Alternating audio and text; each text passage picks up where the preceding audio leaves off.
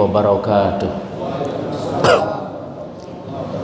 الفاتحة بالتعالى والتعالى والإفادة والاستفادة والنفع والانفاع لنا تنشأ ومصطفى صلى إلى حضرة النبي محمد صلى الله عليه وسلم وعلى آله وأولاده وأزواجه وذريته وأهل بيته وإخوانه من الأنبياء والمرسلين والأولياء والشهداء والصالحين والصحابة والتابعين والعلماء العاملين وإلى جميع المسلمين ثم خصوصا شيخنا الحبيب توفيق بن عبد الله جعفر الشيخ نصير إن الله يرحمه في الدين والدنيا والآخرة ووالدينا ووالديكم وأمواتنا وأمواتكم وأموات المسلمين الله يغفر لهم ويرحمهم ويعلي درجاتهم في الجنة على هذه يخشع لله لهم الفاتحة.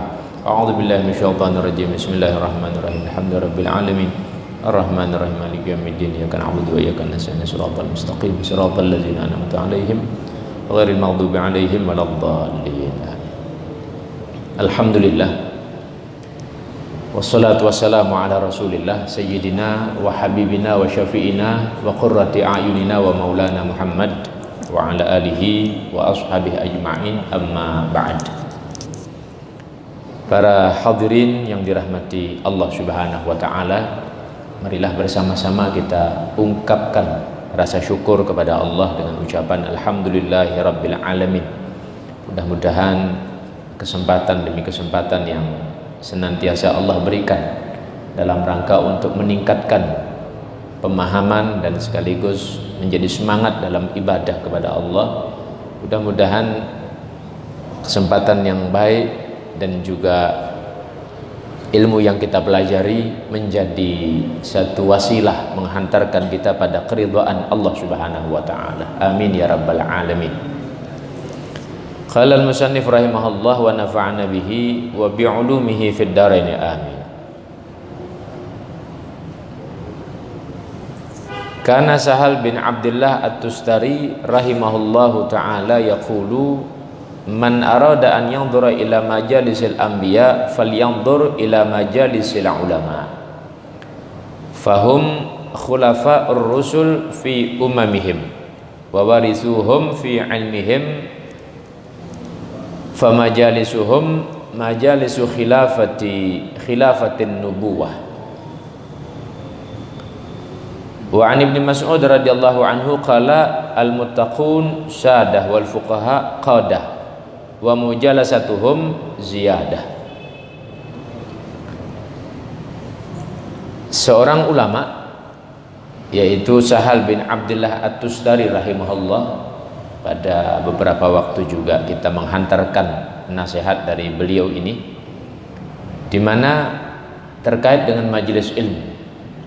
Man aroda, barang siapa yang menginginkan, yang menghendaki untuk melihat majalisal anbiya, daripada majelis para nabi, falyanzur ila majalisil ulama, maka lihatlah kalian itu pada majelis para ulama itu. Fahum khulafa'ur rusul fi umamihim, para ulama ini adalah pengganti daripada para nabi, pengganti para rasul di dalam komunitas umatnya. Wa warisuhum fi ilmihim, dan ulama ini adalah yang mewarisi daripada ilmu para rasul tersebut. Famajalisuhum, maka majlis mereka itu adalah majalisu khilafatin nubuwah, majlis daripada pengganti dari majlis kenabian. Bahwa setiap orang menghendaki keselamatan dan jalan itu sangat banyak, namun justru karena banyaknya itu jalan, bagi kita yang masih awam untuk melalui jalan tersebut bingung jalan mana yang harus kita lalui, sehingga kebingungan ini tidak jarang menjadikan orang tersesat jalannya. Kalau pada nasihat sebelumnya dikatakan ulama itu banyak, tapi tidak semua ulama itu sebagai mursyid, pembimbing, pemberi petunjuk, tidak semuanya. Adalah macam ulama yang mereka berpolitik, murni berpolitik. Ya ulama juga. Tetapi ada juga ulama berpolitik dan sekaligus mereka punya misi. Dengan kekuatan dan keistiqomahannya ada juga yang seperti itu. Tetapi artinya bahwa tidak semua ulama itu kemudian menjadi mursyid. Nah, sehingga menjadikan kebimbangan bagi orang awam. Mana jalan yang harus saya tempuh? Nah, di sini dijelaskan secara umum. Kalau ingin melihat majelis-majelisnya para anbiya itu, maka lihatlah majelis-majelisnya para ulama.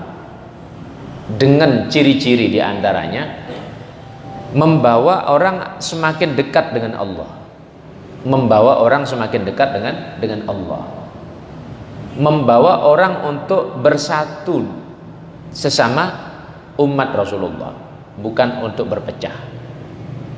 Maka pernah saya ingatkan di sini, kalau ada tokoh, ada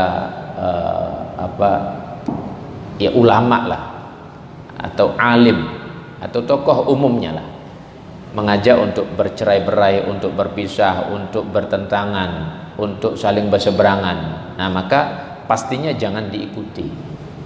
Pastinya jangan diikuti. Kenapa?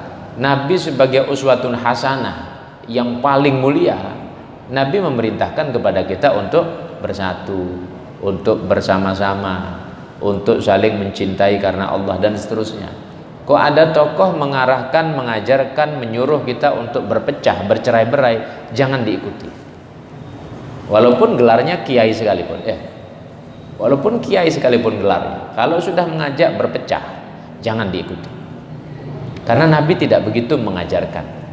Nah, sehingga nasihat daripada Al-Imam Sahal bin Abdullah At-Tustari di sini secara umum memang, tetapi ada ciri-ciri khusus mengajak untuk lebih dekat kepada Allah Subhanahu wa ta'ala. Kalau mereka mengajak dekat pada Allah, cinta kepada Rasulullah, maka ini diantara ciri-cirinya. Dan masih banyak lagi detailnya daripada ciri-ciri tersebut. Dan mereka ini pengganti-penggantinya daripada majelisnya para nabi itu. Karena sebab mereka ini sebagai pewarisnya para nabi. Sebab mereka ini sebagai pewarisnya para nabi. Kalau ada seorang ulama juga, Al-Imam Atha bin Abi Rabah, seorang sahabat, seorang tabi'in. Beliau salah satu ulama yang sangat terkenal, ulama besar, di mana sempat berjumpa dengan kurang lebih 200 para sahabat yang masih hidup pada waktu itu. Artinya beliau belajar dengan para sahabat. Di antaranya beliau menyatakan hilaquz zikir hiya majalisul halali wal haram. Kelompok zikir yang sesungguhnya itu adalah majelis halal haram itu.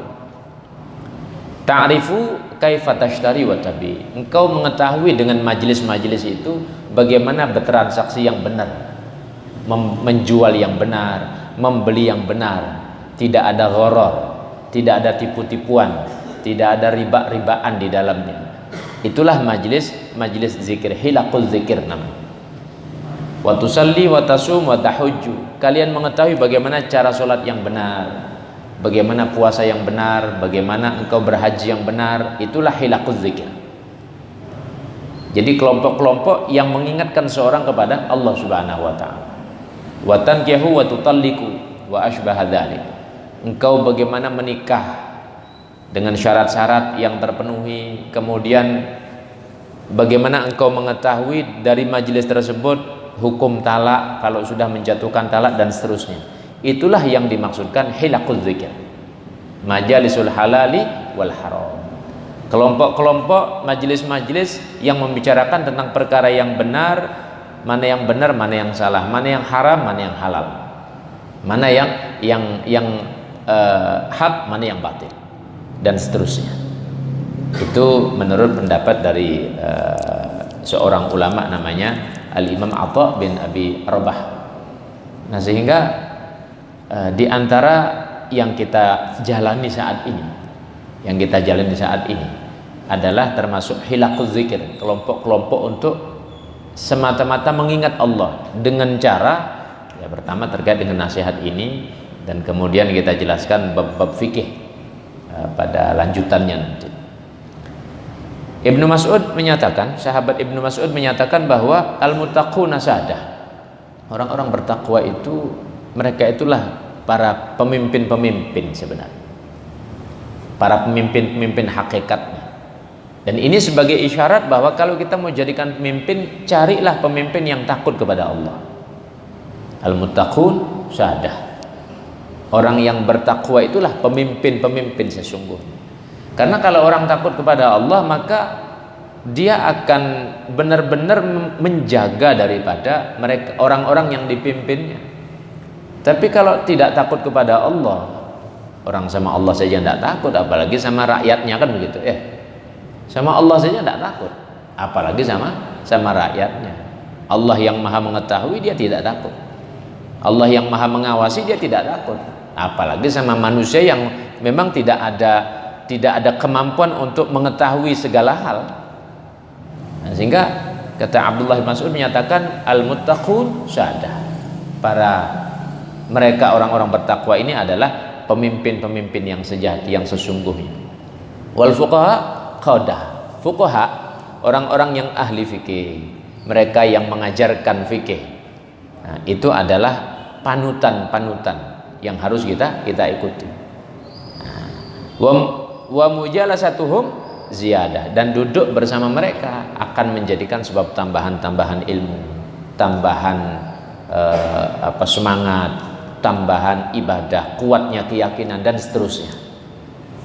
Maka kesimpulannya bahwa majelis seperti ini adalah majelis-majelis yang insya Allah akan selalu membawa kebaikan dan kebaikan. Terlebih kita sudah fahami arahnya, yang dihantarkan itu adalah pada jalan untuk menuju pada ridhonya Allah Subhanahu wa ta'ala. Sehingga sebagai kalimat penutup untuk bab ini, bahwa Abdullah bin Umar menyatakan bahwa majlis fikhin khairun min ibadati sittina sanah. Majlis fikih itu lebih baik daripada ibadah 60 tahun. Dari besar keutamaan majelis ilmu tersebut, lebih afdal daripada ibadah 60 tahun. Dan keutamaannya sudah pasti. Kalaulah kita diberikan kekuatan oleh Allah ibadah 60 tahun seandainya, itu masih banyak sebab-sebabnya. Maksudnya sebab-sebab yang menjadikan kebimbangan, kegambangan kita, kekhusyuannya, belum nanti sempurna ibadahnya, dan banyak lagi tuntutan.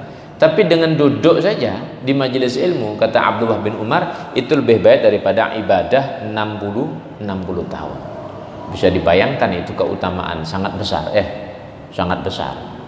Nah, sehingga hal-hal seperti ini perlu untuk kita tekuni, untuk kita jalani, untuk kita lalui. Ya, mudah-mudahan berharap dengan fadilah-fadilah yang Allah persiapkan, kita termasuk hamba-hamba yang selamat, selain juga berusaha untuk memaksimalkan ibadah ini, baik sholatnya, baik sholat sunnahnya, baik puasanya, ataupun amalan-amalan yang lain. Mudah-mudahan Allah membimbing kita selalu pada jalan yang lurus, jalan yang benar, jalan yang dapat menghantarkan semuanya pada keridhaan Allah Subhanahu wa ta'ala. Amin ya rabbal alamin. Pada lanjutan hukum-hukum fikih, di sini penjelasan yang terakhir terkait dengan menjamak sholat fil marad, bagi mereka orang-orang yang sakit, dalam keadaan sakit. Di dalam madhab Syafi'i, bahwa menjamak itu dibolehkan karena 3 sebab. Yang pertama karena musafir, karena perjalanan, karena safar. Yang kedua adalah karena hujan. Kemudian yang ketiga karena sakit, atau karena sakit dulu kemudian karena hujan. 3 sebab ini diperbolehkan kita menjamak sholat. Kalau tidak ada sebab-sebab yang 3 ini, maka tidak boleh menjamak sholat. Secara umumnya seperti itu. Secara umumnya seperti itu. Saya tegaskan ini madhab Syafi'i.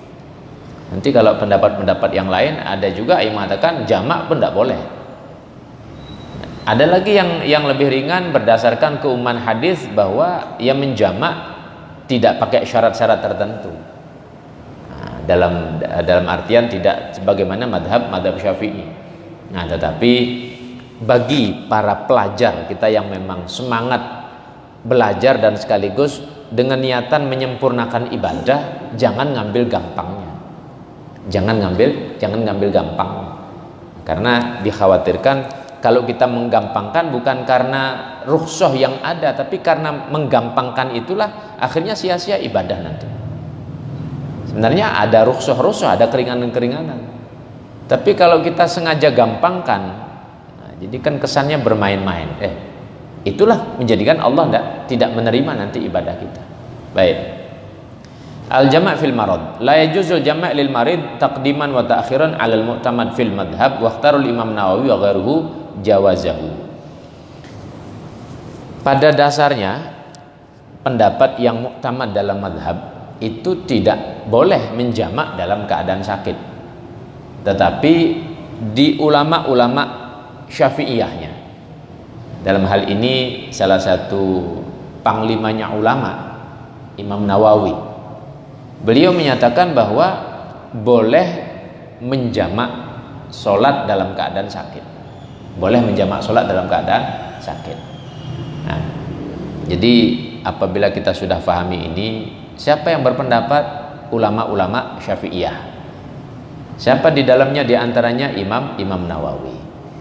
Karena kita hidup di kota besar ini, apalagi dihadapkan dengan yang namanya media ini. Kita buka YouTube nanti ada bilang tidak boleh itu, ada bilang oh boleh-boleh saja. Nah, tapi kalau sudah belajar secara langsung begini kan kita tahu, kalaupun kurang jelas kan bisa ditanyakan. Nah, ini diantara keutamaannya kalau kita belajar secara langsung.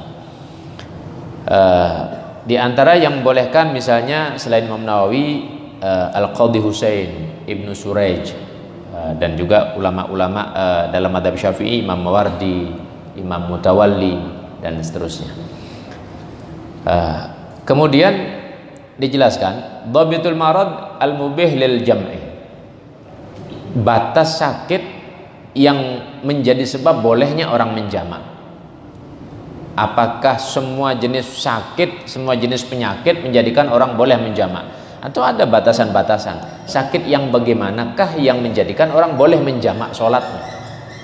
Nah, di sini dijelaskan, antal haqahu masyaqqatun syadidah idza shalla kulla sholatin fi waqtiha wa qala ba'duhum yajuzu idza kana al-marad yubihul julus fi shalah.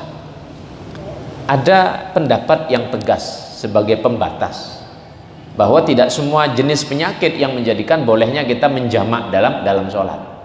Maka penegasannya adalah sakit yang sekiranya kalau kita lakukan sholat di setiap waktunya itu menjadi beban justru bagi kita. Sakit nanti waktu subuh datang kita terasa berat, kemudian zuhur datang juga dirasa berat kondisinya, asar datang dirasa berat. Nah, kalau memang kira-kira di setiap waktu yang dituntut kita wajib sholat kok ada beban karena sebab sakit tadi, meringankan beban daripada setiap sholat yang harus kita lakukan, maka karena alasan ini boleh dia menggabungkan, boleh dia mengumpulkan dua sholat dalam keadaan sakit. Karena kalau dia lakukan setiap waktunya itu jadi beban bagi diri. Anggap dia sudah terkapar di kamar rumah sakit. Nanti jadwal infusnya misalnya pas jadwal waktu-waktu sholat, sehingga memberatkan. Belum wudhunya, belum yang lain-lainnya, sehingga memberatkan. Nah, jika itu contohnya salah satunya, maka boleh dia menjamak. Boleh dia menjamak. Atau mungkin bukan masalah infusnya, masalah dia memang tidak mampu bangkit. Nanti waktu zuhur mau bangun saja sudah kepalanya sudah pusing, belum matanya kunang-kunang, baru mau bangun saja. Jika itu dilakukan setiap waktu-waktu sholat, setiap bangun dia pusing, kemudian malah tambah parah sakitnya. Nah, itu diantara alasan boleh kita kumpulkan sholat zuhur dengan asar, maghrib dengan isya, karena sebab sakit. Itu alasannya. Nah, sehingga tinggal nanti kita praktekkan dalam kehidupan. Ya mudah-mudahan sih Allah kasih sehat selalu ya. Karena memang sakit itu benar-benar jadi ujian. Benar-benar jadi ujian. Kalau emang orang benar-benar sakit ya, bukan sakit-sakitan. Benar-benar sakit. Karena kalau benar-benar sakit orang mau ibadah benar-benar terhalang. Walaupun ada sisi fadilahnya, orang sakit itu kan menjadi sebab terangkatnya dosa-dosanya.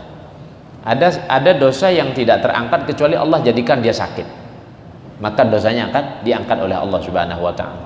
Bahkan menjadi syarat cintanya Allah, idza ahabballahu 'abdan ibtalahu. Kalau Allah cinta kepada seorang hamba, maka diujinya hamba tersebut. Bisa jadi dibuat sakit. Cuman kalau tidak fahami daripada sistemnya Allah ini, kadang kita mengeluh bahkan nyalah-nyalahi Allah. Sehingga orang sudah sakit tidak usah dah sholat sekalian. Padahal kalau dia faham, dia sadar, justru dosanya terangkat, pahalanya bertambah, dan sholat di saat sakit tentu lebih besar kualitasnya, nilainya daripada sholat di waktu sehat. Karena kalau sehat kan ya maklum saja, orang bisa langkah ke masjid, orang bisa wudhu normal, orang bisa pakai pakaian normal dan terus jalan ke masjid normal, tidak ada beban. Tapi kalau sakit kan ada beban tambahan, sehingga lebih besarlah dia keutamaan di saat mengerjakan di waktu sakit daripada tidak dalam keadaan sakit. Ini kalau kita faham. Namun tetap agama memberikan rukhsah bahwa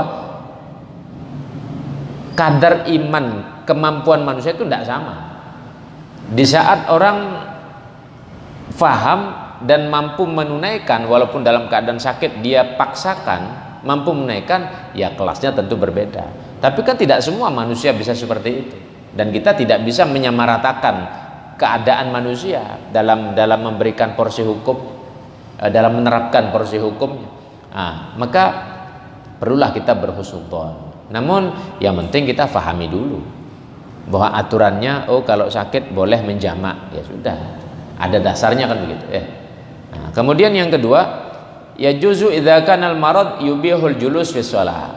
Yang kedua, ulama menyatakan bahwa batas bolehnya menjamak di waktu sakit adalah sekiranya itu sakit menjadikan dia boleh duduk dalam sholat. Itu batasnya. Jadi boleh duduk dalam sholat. Dalam artian dia tidak mampu berdiri sudah. Kalau orang tidak mampu berdiri kan boleh duduk. Dan ini ketentuan berlaku dalam sholat fardu. Kalau dalam sholat sunnah kan aturannya agak sedikit ringan. Walaupun dia sehat pun ya silahkan sholat sunnah sambil duduk boleh. Walaupun sehat, sholat sunnah sambil berbaring boleh. Tapi pahalanya lebih sedikit. Namun untuk sholat fardu, sholat wajib tidak boleh. Kalau dia mampu berdiri, tidak boleh sholat duduk. Nah, sehingga keringanan yang diberikan di sini yang menjadikan bolehnya orang menjamak, sekiranya sholatnya itu sakitnya itu menjadikan keringanan untuk bolehnya duduk dalam sholat. Jika begitu terjadinya, maka bolehlah dia menjamak. Boleh dia menjamak. Kalau sekiranya jenis sakitnya itu menjadikan keringanan, dia boleh duduk dalam sholat. Berdiri gemeteran sudah. Berdiri gemeteran, maka duduklah dia. Ada juga kondisi berdiri mampu tapi sujud tidak mampu. Tetap pakai kursi, kemudian di saat sujudnya sembari duduk, kemudian ya sekiranya ukuran sujud pada posisi uzurnya tadi.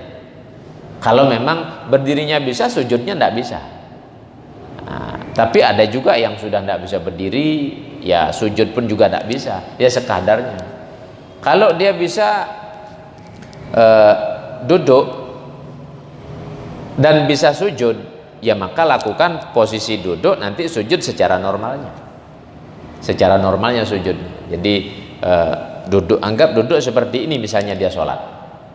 Dulu seperti ini, Allahu Akbar, kemudian Fatihah selesai, kemudian rukuknya dia ambil sekiranya seukuran rukuknya orang duduk, Sami Allahu liman hamidah, sujudnya bisa normal, ya sujud normal.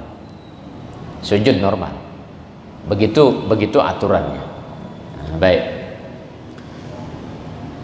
Di antara riwayat yang menjadi rujukan di dalam masalah ini bahwa dalam Sahih Muslim Nabi sallallahu alaihi wasallam dikisahkan dari Abdullah bin Abbas bahwa shalla Rasulullah sallallahu alaihi wasallam adz-dzuhur wal 'asar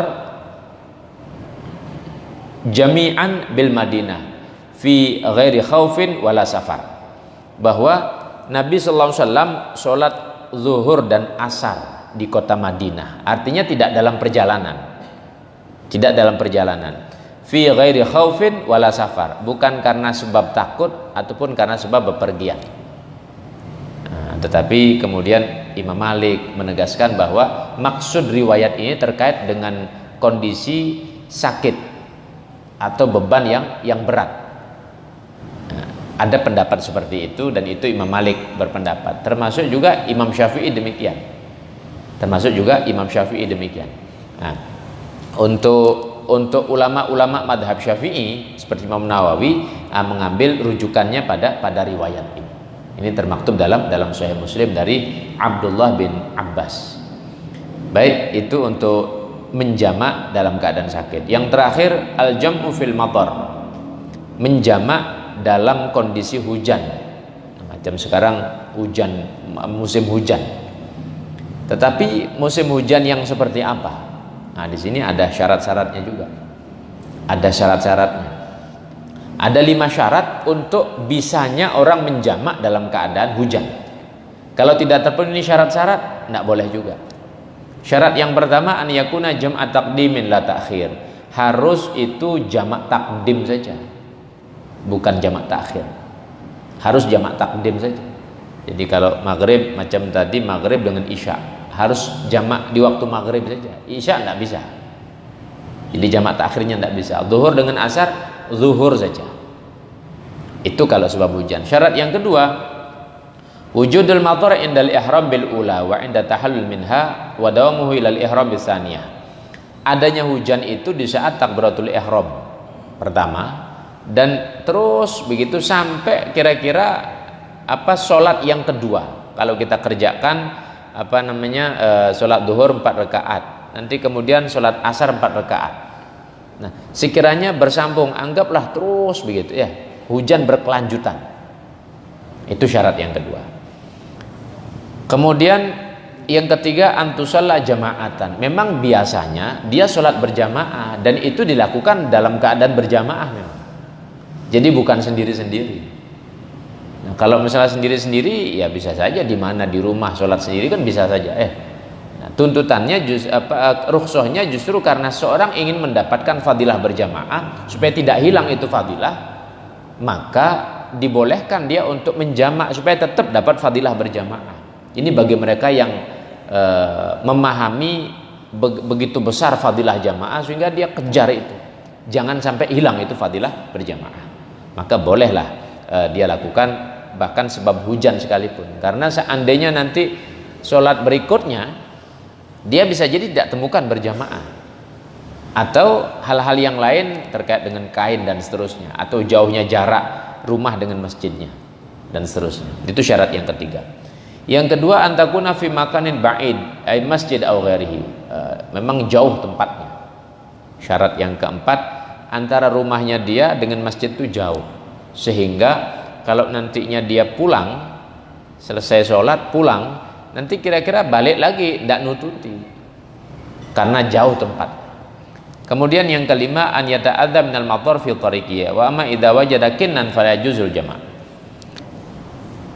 Menjadikan sebab bahayanya dirinya dalam perjalanan, ya basah, kemudian sakit karena hujan-hujanan.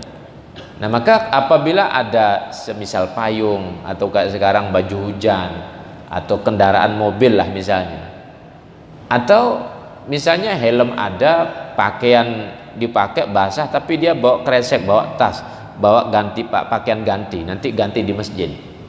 Nah, kalau seperti itu maka tidak boleh menjamak. Nah, syarat yang kelima inilah yang menjadikan untuk bab menjamak di waktu hujan, kondisi sekarang sepertinya kok kecil kemungkinan untuk syarat yang kelima ini.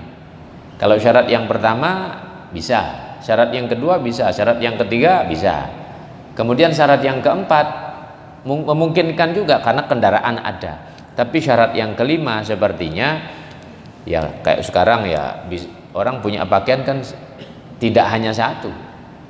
Ya minimal orang kan lima pasang punya pakaian.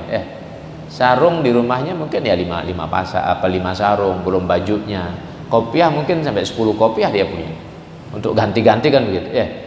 Artinya kita berangkat ke masjid basah-basah, kuyup sudah basah. Tapi kan bisa persiapan. Taruhlah satu setel pakaian masuki kresek, nanti ganti di masjid, kan aman. Artinya masih memungkinkan dia bisa berjamaah dengan keadaan normal kan begitu. Nah sehingga syarat yang kelima ini menjadikan untuk kondisi saat ini kok sepertinya kecil kemungkinan orang bisa menjamak karena sebab hujan. Walaupun musim hujan deras-deras ya. Dan semua syarat ini harus terkait satu dengan yang lain. Maka jangan nanti alasan di rumah saya tak jamak saja sholat di rumah, padahal memang tidak biasa berjamaah dia, sudah tak jamak saja zuhur sama asar. Apa pemberatnya kan tidak ada, orang di rumah saja, di rumah tinggal kamar mandi ganti kan begitu, sholat zuhur nanti asar sendiri juga kan tidak ada kendalanya di sana, tidak ada uzurnya. Nah maka sekali lagi satu dengan yang lain ini berkaitan. Nah sehingga dari 3 syarat dari 3 sebab bolehnya menjamak masing-masing dengan syarat-syaratnya dan kita sudah pahami, silahkan lakukan, ambil rukhsah dari Allah ini jika syarat-syaratnya terpenuhi. Lebih-lebih menjadikan lebih khusyuknya sholat kita, lebih maksimalnya ibadah kita, ambil rukhsah dari Allah Subhanahu wa taala. Saya kira demikian. Sudah masuk belum? Ya? 11 menit lagi. Di sini kita masuk pada bab sholat Jumat, bab berikutnya. Silahkan barangkali dari materi-materi yang sebelumnya, bab qasar, jamak takdim atau jamak takhirnya ada yang kurang jelas, silahkan silahkan barangkali bertanya. Enggak. Ini mumpung waktunya agak panjang. Kalau kemarin kan mepet semua waktunya. Silakan. Assalamualaikum warahmatullahi wabarakatuh. Waalaikumsalam warahmatullahi wabarakatuh. Pak Ustaz menanya, ini dulu waktu sebelum sini kan punya banyak hutang sholat itu. Sebaiknya kalau mengkodok itu setelah selesai wajib sholat fardu, apakah ada waktu untuk bisa dulu? Baik. Memang perkara ini bagi yang sering ngaji, bagi yang sudah istiqomah jadi maklum. Tapi kita juga harus memaklumi bahwa ada yang pas ngaji mungkin artinya pas kegiatan pengajian sibuk, ada yang tidak bisa hadir, sehingga berulang-ulang muncul pertanyaan ini. Ya selain memang sebagai tambah wawasan sekaligus menambah keyakinan, maka saya tegaskan dalam madhab ulama, 4 madhab yang dijadikan pedoman, mengqadha sholat itu wajib hukumnya, baik karena ditinggalkan secara sengaja ataupun karena ditinggalkan sebab sakit, uzur atau sebab ketiduran. Nah, sebab uzur atau sebab ketiduran atau sebab lupa lain sebagainya. Kemudian bedanya kalau sengaja kita tinggalkan berdosa, tapi mengqadhanya tetap wajib. Kalau tidak sengaja karena sebab tidur, karena sebab lupa kita tinggalkan, itu tidak berdosa, tapi mengqadhanya tetap wajib. Nah sekarang bagaimana caranya? Apakah setiap habis sholat kita mengqadha? Boleh, silahkan. Saya punya utang sholat maghrib 2, misalnya kemarin 2 hari tidak sholat, maghribnya pas lewat terus. Sekarang lah saya habis sholat maghrib, kemudian mengqadha sholat maghrib yang pertama yang saya tinggalkan, habis itu tambah lagi, kita qadha lagi 2 sekaligus diqadha. Boleh begitu boleh seperti itu. Atau kita faham sekarang, kita tahu hukumnya, mau dilaksanakan langsung, barangkali kemarin sempat meninggalkan sholat maghrib, mau ditunaikan langsung belum bisa, masih pengajian misalnya, nanti habis sholat isya kemudian sholat isya berzikir berdoa, orang pada sholat sunnah, nah kita mengqadha maghribnya. Kita qadha sholat maghrib yang pertama, anggap 2 kali kita tinggalkan, selesai diqadha, nanti yang kedua begitu juga, habis isya dilakukan, tidak apa-apa. Atau barangkali bukan habis isya, besok subuh kita kerjakan. Nah, maka setelah sholat subuh berdoa, berzikir, berdoa, habis itu berdiri langsung, berdiri mengqadha sholat maghrib. Selesai assalamualaikum, habis itu kemudian qadha lagi karena dua yang kita tinggal, dan begitu seterusnya. Jadi tidak terikat dengan waktu. Maka saya katakan boleh kalau kita tinggalkan maghrib diqadha habis maghrib, silahkan. Tapi tidak terikat harus habis maghrib saja. Silahkan mau habis isya, mau habis subuh, mau waktu duha, mau waktu zuhur, mau waktu asar, silahkan. Yang penting harus diqadha. Ketentuannya begitu. Itu kalau cuma 2-3 sholat. Kalau misalnya sampai seminggu tidak sholat, sebulan tidak sholat, setahun tidak sholat, kan banyak itu. Nah, maka silahkan diqadha sebanyak-banyaknya. Bahkan ada ulama mengatakan haram dia sholat sunnah kalau dia punya utang. Ada pendapat yang kedua, makruh sholat sunnah kalau dia punya utang, kecuali utangnya bayar. Jangan sholat sunnah. Karena kalau sholat sunnah ini kan tidak dituntut oleh Allah, tapi menjadi keutamaan kan begitu. Tapi kalau sholat wajib dituntut, kok tidak melakukan dituntut. Nah, sekiranya orang tidak sholat sunnah, tidak ada tuntutan, Tapi kalau tidak sholat wajib ditinggalkan, tidak diqadha, dituntut besok di hadapan Allah. Maka perkara yang dituntut inilah yang dipenuhi dulu. Jangan sholat sunnah, tahajudnya banyak, tapi sholat wajibnya ada yang bolong-bolong belum diganti. Ganti sholat wajibnya dulu. Ada pendapat ulama seperti itu. Nah, sehingga untuk kehati-hatian, jika merasa punya utang sholat, ganti hutangnya dulu. Saya kira seperti itu. Baik. Monggo. 20 tahun umpamanya. Sama langsung masih pas benar kepada 20 tahun tak sholat lain. Iya, kayaknya malaikat marah betul itu ya. 20 tahun tak sholat ya. Harus sadar itu.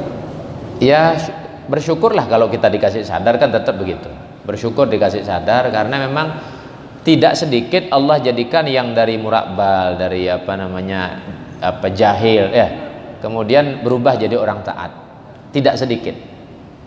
Dan sangat sedikit orang yang sudah taat dijadikan buruk lagi, kan begitu. Nah, maka kita maklumi, namun tetap aturan berlaku. 20 tahun tidak sholat, ya ganti semuanya, kan begitu. Bagaimana gantinya? Sudah ganti saja terus, sudah. Tidak usah lihat waktu. Pokoknya semangat. Bila perlu jangan ini saya semangat, tidak semangat. Tidak usah pakai aturan semangat, tidak semangat. Yang penting bagaimana hutangnya ini kebayar. Nah, silahkan mau habis zuhur, habis isya terus sholat di masjid sampai jam 12 mengganti, tidak apa-apa. Bila perlu sampai subuh lagi nyambung gitu Nah, terus disambung terus begitu, tidak apa-apa. Atau kalau sudah punya uang lah, banyak punya uang, ya sudah pergi ke Mekah misalnya, di Madinah sana sudah 5 bulan khusus ngodok sholat terus, itu kan fokus sudah jadi tidak ada gangguan yang lain-lain, sudah fokus mengkodok sholat. Nanti waktu zuhur normal, zuhur normalnya, habis itu kodok terus begitu. Orang 20 tahun kan banyak 20 tahun banyak itu. Bisa jadi 5-6 bulan mengkodok belum selesai. Nah, jadi tetap berlaku wajibnya mengganti sebanyak apapun Nah, maka barangkali dulu kita pernah punya masa-masa kelam masa-masa muda di kuliahnya, waktu SMA barangkali suka ninggali sholat. Nah, sekarang kita tahu ganti semuanya Saya kira demikian. Assalamualaikum warahmatullahi wabarakatuh. Waalaikumsalam warahmatullahi wabarakatuh. Ini masalahnya menggabung dalam sholat. Ketika kita datang di masjid, ternyata waktu sholat waktunya sudah mepet, akhirnya belum sempat untuk melakukan sholat tahiyatul masjid. Terus akhirnya digabung dengan sholat qobliyah. Ini bagaimana Pak? Secara niat bahwa secara aturan maksudnya, ketika seorang kepepet waktunya, lalu dia ingin sholat qobliyah isya misalnya, karena baru datang sekaligus sholat tahiyatul masjid, mana yang dilakukan? Apakah tahiyatul masjidnya atau qobliyah isya'nya? Kalau dia lakukan qobliyah isya'nya, maka dapat sekaligus tahiyatul masjid. Nah, jadi niatnya dapat itu ya. Tapi kalau dia lakukan tahiyatul masjid saja, qobliyah isya'nya tidak dapat. Nah, jadi melakukan sholat sunnah dan dengan niat juga melakukan tahiyatul masjid, maka dapat dua bagian pahala dia. Jadi caranya begitu ya. Caranya seperti itu. Silahkan lakukan yang qobliyahnya. Untuk tahiyatul masjidnya nanti secara otomatis sudah ngikut sudah. Kalau memang waktunya kepepet. Kalau waktunya kepepet. Tapi kalau waktunya longgar ya silahkan masing-masingnya lakukan. Kalau memang longgar, tahiyatul masjid dulu. Tahiyatul masjid dulu, baru kemudian qobliyah. Nah, jangan qobliyah dulu, karena kalau sudah kadung duduk maka tidak berlaku tahiyatul masjid. Masuk ke masjid sudah duduk langsung. Lalu mau berdiri lagi tidak berlaku lagi. Jadi berlakunya tahiyatul masjid itu adalah di saat dia masuk ke masjid belum sempat duduk. Nah, langsung dia lakukan. Kecuali mungkin khilaf, lupa. Punya masalah, datang ke masjid, tiba-tiba duduk, tiba-tiba ingat, saya belum tahiyat. Nah, silakan, tidak apa-apa. Lupa beneran Tapi kalau sengaja duduk baru berdiri tahiyatul masjid, tidak berlaku lagi. Saya kira seperti itu. Jadi dahulukan tahiyatul masjid dulu, baru kemudian qobliyahnya. Saya kira demikian. Baik. Kurang berapa menit? 2 menit. Masih ada lagi? Cukup. Ya, singkat monggo. Assalamualaikum warahmatullahi wabarakatuh. Tadi mengenai sholat. Sekarang misalnya saya sakit, tidak bisa bergerak, lalu mau ingin sholat, tapi saya belum mengambil wudhu. Apa saya boleh saya sholat tidak mengambil wudhu sholat? Baik, sholat yang dilakukan dalam keadaan sakit pun tetap dilakukan, bahkan syarat-syarat yang lain belum terpenuhi tetap dilakukan ya. Nah, maka kalau syarat-syarat tidak terpenuhi namanya sholat dihormatil waktu. Jadi sakit tidak bisa bangun, mau ngambil wudhu tidak bisa, ataupun mau wudhu tidak berani karena sakitnya akan tambah parah misalnya. Mau tayamum pun tidak ada yang nolong misalnya. Tetap sholat, tidak usah wudhu, tidak usah tayamum. Mungkin di tayamum wudhu bisa, tapi karena sudah terkapar di pembaringan, kadang kencing, ada kainnya bekas kena kencing, kan syaratnya tidak terpenuhi juga itu. Nah, maka namanya sholat lihurmatil waktu, tetap wajib sholat. Namun kalau sudah sembuh nanti diulangi. Kalau sudah sembuh diulangi gitu ya. Jadi adakah sholat tidak pakai wudhu, tidak pakai tayamum, tidak pakai bersih dari najis? Ya itu tadi contohnya. Dalam keadaan sakit wudhu tidak bisa, tayamum tidak ada yang nolong. Sakit pun ya sudah karena uzurnya najis dan sebagainya terjadi, ya sudah tetap saja sholat dalam keadaan seperti itu.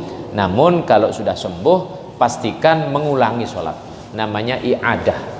Jadi begitu ya, sehingga tidak ada alasan orang tidak sholat, tidak ada, kecuali memang sudah gila boleh tidak sholat ya. Kalau gila ataupun sudah ketiduran, tapi kan kalau sudah sadar harus sholat lagi. Saya kira demikian. Mudah-mudahan apa yang saya sampaikan ini bermanfaat, dan mudah-mudahan Allah berikan keistiqomahan kita untuk selalu belajar dan belajar agama, dan mudah-mudahan semua ini akan menghantarkan pada rahmat dan ridhonya. Al-Fatihah. Bismillahirrahmanirrahim. Ar-Rahmanir-Rahim. Bismillahirrahmanirrahim. Muhammad wa ala Muhammad. Rabbana fa'alna ma'alamtana rabbi alamna alladhi yanfa'una faqihna faqih ahlana wa qarabatil lana fid malakitru sawadika Allah ma'ina la dzikrika wa syukrika wa husni ibadatik. Rabbana atina fid dunya hasanah fil akhirati hasanah wa qina adzabannar. Sallallahu alaihi wasallam Muhammad walhamdulillahi rabbil alamin. Al-Fatihah.